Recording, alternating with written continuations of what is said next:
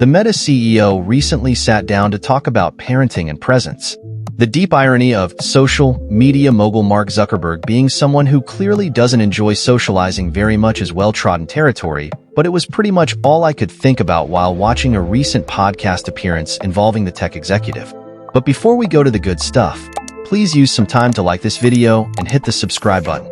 Zuckerberg up for a live interview on the Acquired podcast in San Francisco last week, the video of which was shared publicly on Tuesday. The conversation covered many topics, but one of the big ones was Zuckerberg's thoughts on social interaction as a kind of platonic ideal. Zuck, who often gives off the impression that he's only recently been introduced to the human race, managed to explain his views on social interaction with all the studied and abstract rhetoric of someone who monetizes it for a living, which is, of course, what he does. Still, it was somewhat shocking and chortle-inducing to hear the tech executive wax philosophical about what he called the ideal social experience, an apparent concept he's thought quite a lot about, and that, according to him, involves glasses. I think what you'd like to have is not a phone that you look down at that kind of takes your attention away from the things and the people around you, but what you'd ideally have is glasses, and through the glasses, there's one part of it where, the glasses, they can see what you see and they can hear what you hear, and in doing so they can be sort of the perfect AI assistant for you because they have context on what you're doing. But then part of it is also that the glasses can project images, basically like holograms, out into the world. And that way your social experiences with other people aren't constrained to these little interactions you can have with a phone screen. Got it? So, according to Zuckerberg, the ideal social experience involves wearing hologram-producing goggles on your head while also interfacing with a never-off chatbot. In Zuck's formulation, the ideal social experience would also seem to necessitate the perpetual usage of one of Meta's products, the likes of which can mediate whatever social interaction you happen to be having. Notably absent from Mark's description of the ideal social experience is any context in which other people are physically present with you.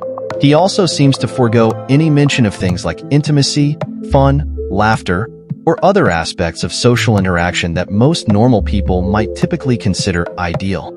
Of course, the fact that Zuck is looking at social interaction through this lens, literally, shouldn't be too surprising.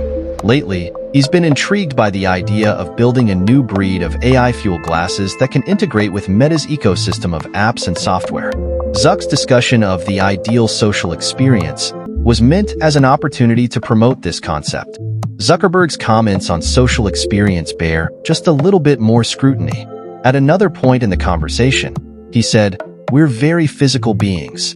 People like to intellectualize everything, but a lot of our experience is very physical. And this physical sense of presence that you're with another person, doing things in the physical world, is something that you're going to be able to do through holograms, through glasses.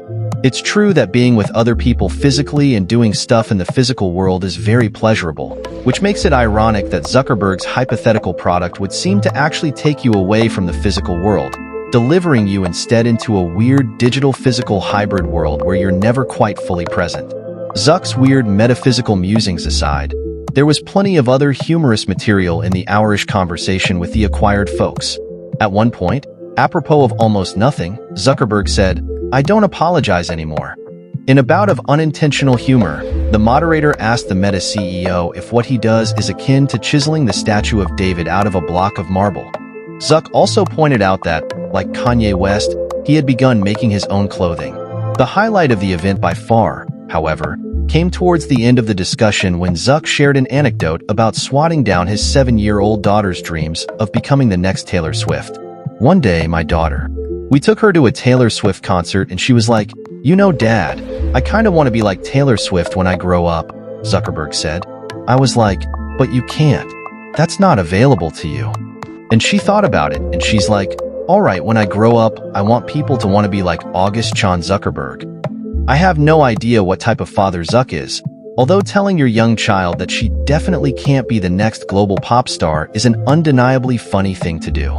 Perhaps if he were wearing some Meta glasses, that conversation with his daughter could have been even better. I have no idea what type of father Zuck is, although telling your young child that she definitely can't be the next global pop star is an undeniably funny thing to do.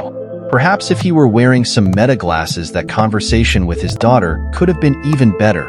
Thank you for watching. Before you go, Please leave your thoughts in the comments section, subscribe, and stay tuned for more updates.